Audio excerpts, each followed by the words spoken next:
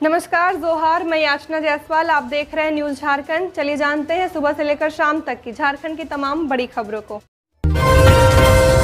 हाथियों ने वृद्ध महिला को कुचला, हुई मौत। शौच के लिए निकली थी महिला, अहले सुबह हुआ हादसा। क्विक रिस्पांस टीम घटनास्थल पर पहुंची। रामगढ़ जिले में हाथियों के झुंड ने एक वृद्ध महिला को कुचलकर मार डाला। गोला इलाके में यह घटना घटी है।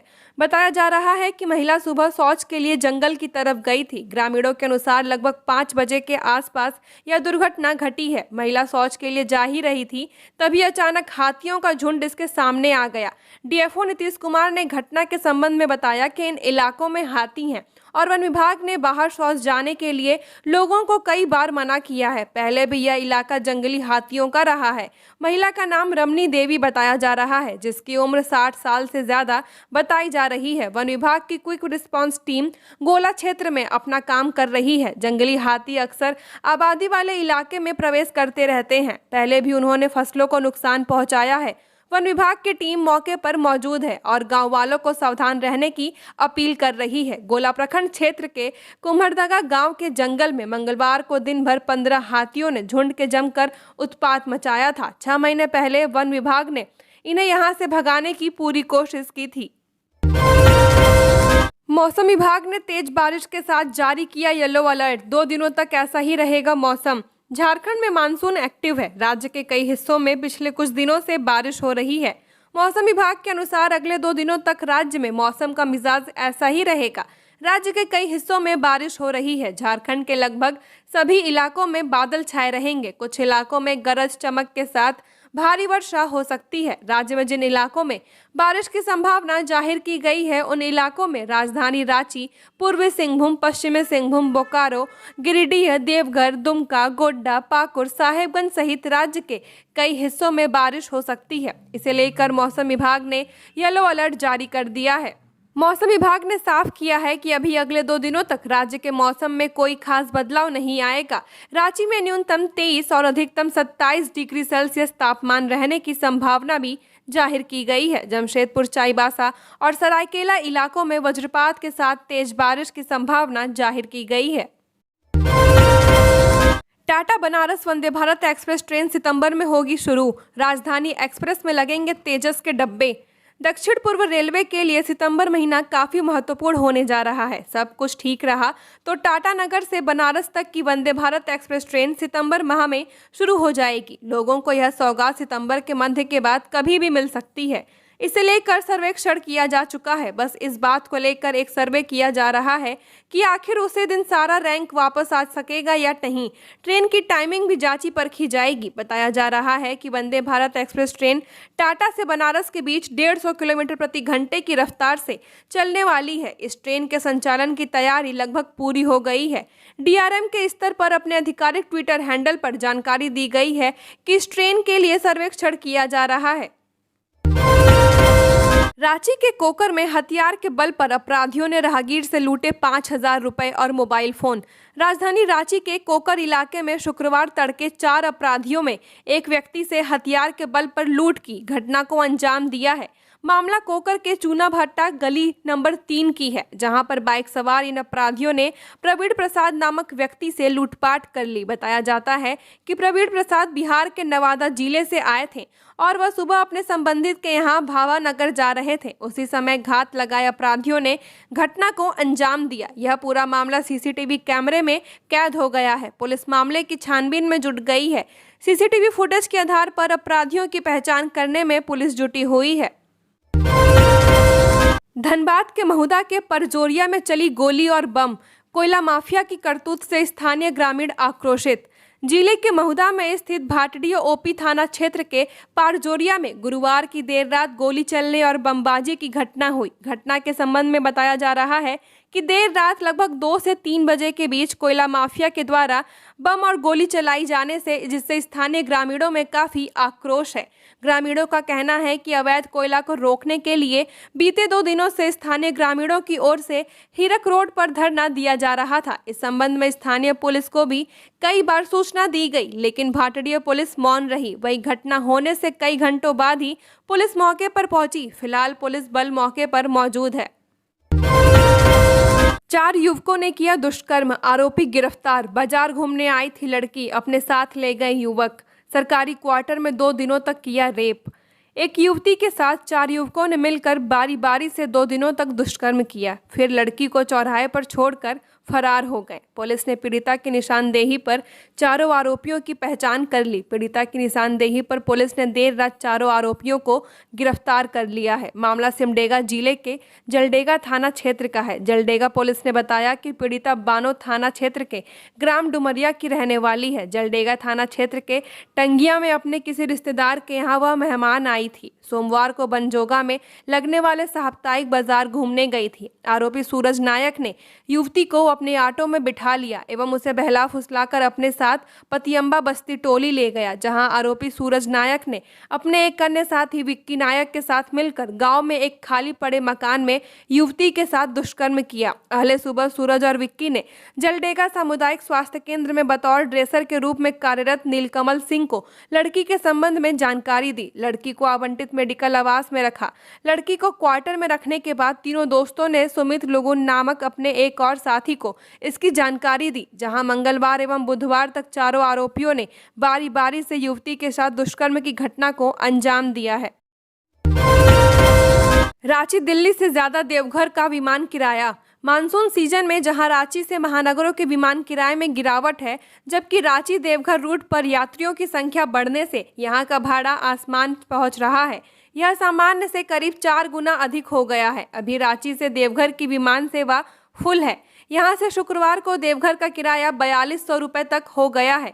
कभी कभी विमान में सीट उपलब्धता कम होने पर किराया 6000 रुपये तक पहुंच जाता है। देवघर से रांची का किराया 2 सितंबर को 5985 रुपये तक चढ़ाया है, जबकि रांची से नई दिल्ली का किराया 26 अगस्त को 4094 रुपये ही है। रांची से अन्य महानगरों का किराया करीब 6000 है। वहीं 31 अगस्त को रांची से देवघर का सामान्य किराया न्यूनतम 1469 है, जबकि देवघर से रांची के लिए इसी दिन न्यूनतम किराया 1352 रुपये है।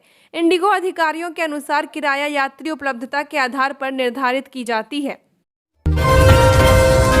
पलामू में 17,000 क्विंटल चावल गबन का मामला। 2 राइस मिल पर निगम के एमडी ने दिया प्राथमिकी का आदेश। पलामू जिले के 17,377 क्विंटल चावल गबन मामले में बिहार के 2 राइस मिल पर प्राथमिकी दर्ज कराने का आदेश निगम के एमडी ने दिया है। इस संबंध में राज्य प्रबंधक ने आपूर्ति विभाग को पत्र भेज दिया है। जानकारी के अनुसार Singhania rice mill proprietor Rajesh Prasad व Jai Bajrang agro private limited Kochas Rohtas Bihar के प्रोपराइटर रामचंद्र सिंह पर झारखंड राज्य खाद्य निगम के राज्य प्रबंधक ने प्राथमिकी दर्ज करने का आदेश पलामू जिले के जिला आपूर्ति पदाधिकारी प्रीति किस्कू को दिया है। खरीफ विपणन मौसम 2021-22 में 53 पैकस के माध्यम से धान खरीदारी की गई थी। पैकस से धान खरीदने के बाद चावल के लिए राइस मिल को धान दिया गया था। इसके बाद एफसीआई को सिंघानिया राइस मिल से 6932 क्विंटल चावल उपलब्ध कराना था, लेकिन चावल उपलब्ध नहीं कराया गया। विभाग ने चावल आवंटन नहीं करने पर 2,46,81,000 रुपये का जुर्माना लगाया था। जय बजरंग एग्रो प्राइवेट लिमिटेड को एफसीआई को 10,445 क्विंटल चावल उपलब्ध कराना था। चावल आवंटन नहीं करने के विरुद्ध में 3,30,61,422 रुपये जमा करने थे, लेकिन मिलर द्वारा राशि जमा नहीं की गई। इसे लेकर नीलामवाद में 20 अप्रैल को सर्टिफिकेट केस भी किया गया था, लेकिन कई बार सुनवाई होने के बाद भी दोनों राइस मिलरों के द्वारा पैसा जमा नहीं किया गया। डीएलएड के सरकारी संस्थान बंद, अब निजी ही सहारा। सुप्रीम कोर्ट की ओर से प्राथमिक शिक्षक बनने के लिए बीएड को योग्यता से बाहर करने वाले डीएलएड को ही इसके लिए योग्य बताए जाने के बाद एक बार फिर डीएलएड कोर्स में नामांकन लेने वालों की संख्या बढ़ना तय है। समस्या यह है कि डीएलएड कराने वाले सरकारी संस्थानों को नई शिक्षा नीति का हवाला देकर आनन फानन में बंद करा दिया गया है। ऐसे में विद्यार्थियों के पास निजी कॉलेज का ही सहारा रह गया है। गौरतलब है कि झारखंड राज्य के सभी जिलों में संचालित जिला शिक्षा एवं प्रशिक्षण संस्थान और प्राथमिक शिक्षण शिक्षा महाविद्यालयों में डीएलएड कोर्स की पढ़ाई बंद करा दी गई है।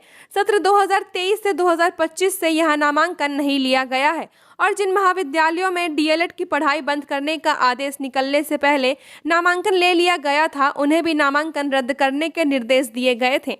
उस समय इन संस्थानों में डीएलएड को 13 फरवरी 2023 को ओडिशा के भुवनेश्वर स्थित क्षेत्रीय शिक्षा संस्थान में हुई स्टेट कोऑर्डिनेशन कमेटी की बैठक में राष्ट्रीय शिक्षा नीति 2020 के तहत लिए गए निर्णय के आलोक में झारखंड शैक्षिक अनुसंधान एवं प्रशिक्षण परिषद रांची की ओर से आदेश जारी कर बंद कराया गया था।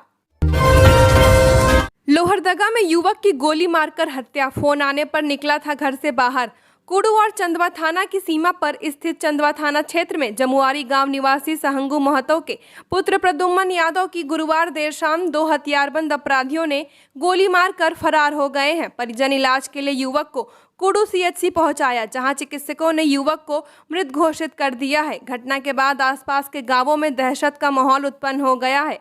मृतक चंदवा वन क्षेत्र के जमुआरी, बेलंगा और सालोंग वन क्षेत्र में वन सुरक्षा समिति का सदस्य था और वनों की रक्षा करता था। घटना की सूचना के बाद चंद थाना पुलिस ने कुडू पहुंची और शव को कब्जे में करते हुए लातेहार सदर अस्पताल पोस्टमार्टम के लिए भेज दिया है। पुलिस मामले की जांच कर रही है।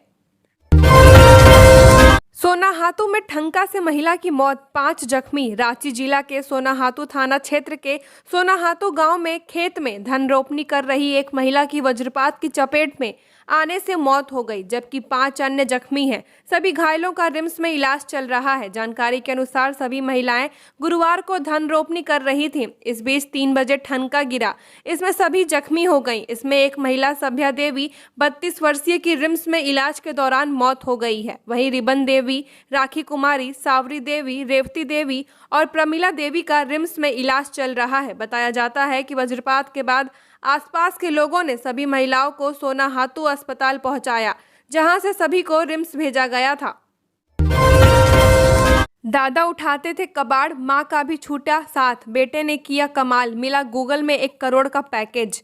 कहते हैं कोशिश करने वालों की कभी हार नहीं होती। झारखंड के इरफान ने भी कड़ी मेहनत की, जो अब रंग लाई है। उनको गूगल ने जॉब ऑफर किया है। बोकारो के गोमिया प्रखंड के IAL मस्जिद मोहल्ला के रहने वाले हाजी अब्दुल कादिर भाटी बेटे इरफान भाटी ने गूगल लंदन में सॉफ्टवेयर इंजीनियर के पोस्ट पर नौकरी पाकर यह सफलता हासिल की है। 29 अगस्त को इरफान लंदन के लिए रवाना होंगे। इरफान भाटी इसके पहले गूगल इंडिया में ही नौकरी कर रहे थे, जहां उन्हें 40 लाख का पैकेज दिया जा रहा था। लेकिन इरफान भाटी का मकसद ऊंची उड़ान का था, इसलिए वे लगातार कोशिश कर रहे थे। बहुत कम बोलने वाले इरफान भाटी ने ऊंची छलांग लगाई है और गूगल लंदन में नौकरी पाने में सफलता हासिल की है। अब कंपनी ने उन्हें 1 करोड़ 20 लाख का पैकेज ऑफर किया है। इस उपलब्धि के लिए उन्होंने इसका श्रेय अपने माता पिता और परिवार के सदस्यों को दिया है।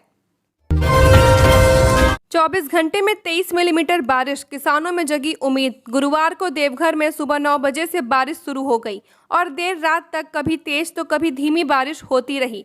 मौसम विभाग के अनुसार देवघर में गुरुवार को रात 8 बजे तक 23 मिलीमीटर बारिश हो चुकी है।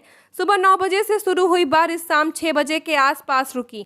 हालांकि कई इलाकों में रात में भी बूंदाबांदी होती रही। दिन भर रुक रुक कर हुई बारिश से कई इलाके जलमग्न हो गए। देवघर शहर के हरिहरबाड़ी, नंदन पहाड़, सिविल लाइन, राजा बगीचा, करनीबाद, बिलासी आदि इलाके में जल जमाव की स्थिति हो गई। बारिश का असर बाजार में भी पड़ा। शाम में बाजार में कई दुकानें समय से पहले बंद हो गईं। ग्रामीण क्षेत्रों में बारिश से खेत और तालाब में पानी थोड़ा बढ़ा है। इस बारिश से धान की रोपनी में भी तेजी आई है। देवघर में अभी तक 30% रोपनी हो चुकी है। रांची के मौसम विभाग के अनुसार मानसून देवघर से होकर गुजर रहा है। कृषि विज्ञान केंद्र के मौसम वैज्ञानिक साउन चक्रवर्ती ने बताया कि 31 अगस्त तक बारिश की संभावना बनी रहेगी। शुक्रवार को भी 20 मिलीमीटर और शनिवार को 10 मिलीमीटर बारिश होने की संभावना है। अगले 2-3 दिनों तक रुक रुक कर बारिश होती रहेगी। एक सप्ताह के दौरान बारिश से धान रोपनी में थोड़ी वृद्धि हो सकती है। अवैध खनन जांच के लिए साहेबगंज पहुंची सीबीआई। साहेबगंज में अवैध खनन के मामले में रांची सीबीआई की एसीबी ने पीई दर्ज करने के बाद गुरुवार को जांच शुरू कर दी है। इसके लिए सीबीआई ने 7 सदस्यीय टीम को नींबू पहाड़ में अवैध खनन से जुड़े मामले की जांच करने के लिए भेजा है। टीम का मुख्य फोकस नींबू पहाड़ पर हुए अवैध खनन पर विजय हांसदा की शिकायत पर है। जांच के लिए ईडी ने अवैध खनन की जांच से जुड़े दस्तावेज सीबीआई को सौंप दिए हैं। राज्य में बढ़ते अपराध पर नियंत्रण को क्या कर रही पुलिस? हाईकोर्ट। झारखंड हाईकोर्ट में गुरुवार को सुप्रीम कोर्ट के रिटायर्ड जस्टिस MY इकबाल के रांची स्थित जमीन को भूमाफिया द्वारा हड़पे जाने की कोशिश के मामले में सुनवाई हुई। हाईकोर्ट द्वारा स्वतः संज्ञान लिए मामले में सुनवाई के दौरान राज्य के डीजीपी अजय कुमार सिंह व्यक्तिगत रूप से उपस्थित हुए। सुनवाई के दौरान जस्टिस एस चंद्रशेखर और जस्टिस अनुभा रावत चौधरी की खंडपीठ ने राज्य में बढ़ती आपराधिक घटनाओं पर चिंता जताई। मौखिक रूप से पूछा कि राज्य में अपराध का ग्राफ क्यों बढ़ रहा है, अपराध पर नियंत्रण क्यों नहीं हो पा रहा है, रात में सड़कों पर पीसीआर वैन भी कम दिखते हैं, छिनतई की घटनाएं लगातार बढ़ रही हैं। अदालत ने 4 सप्ताह में बढ़ती आपराधिक घटनाओं पर रोक के लिए पुलिस द्वारा उठाए गए कदमों के बारे में विस्तृत और अद्यतन जानकारी पेश करने को कहा। डीजीपी को व्यक्तिगत तौर पर शपथ पत्र दाखिल कर यह बताने को कहा कि भूमाफियों पर नकेल कसने और अपराध पर नियंत्रण के लिए क्या क्या उपाय किए गए हैं। धनबाद एसएनएम एमएमसीएच में नहीं बढ़ रहा बेड, जवाबदेह भी चुप और मजबूरी में फर्श पर हो रहा मरीजों का इलाज। Shaheed Nirmal Mahato medical college and hospital में बेडों की संख्या बढ़ नहीं रही है। दूसरी तरफ इस समस्या को लेकर जवाबदेह भी चुप्पी साधे हुए है। बेड व मैन पावर की संख्या बढ़ाने के लिए अस्पताल प्रबंधन द्वारा कई बार पत्राचार करने के बाद भी कोई हल नहीं निकल रहा है। वहीं अस्पताल में अचानक मरीजों की संख्या बढ़ने पर मजबूरी में फर्श पर मरीजों का इलाज चल रहा है। जिले के सबसे बड़े अस्पताल में पिछले 4 दिनों से यह स्थिति बनी हुई है। मेडिसिन विभाग में अचानक मरीजों की संख्या बढ़ने से वार्ड में बेड खाली होने तक मरीजों को घंटों इंतजार करना पड़ रहा है। स्थिति अब ऐसी है कि अस्पताल की इमरजेंसी पहुंचने पर मरीजों को फर्श पर चिकित्सीय सुविधा प्रदान की जा रही है। झारखंड की और खबरों के लिए बने रहिए हमारे साथ। हमारे चैनल न्यूज़ झारखंड पर चैनल को सब्सक्राइब करें, साथ बेल आइकन को प्रेस करें। नमस्कार।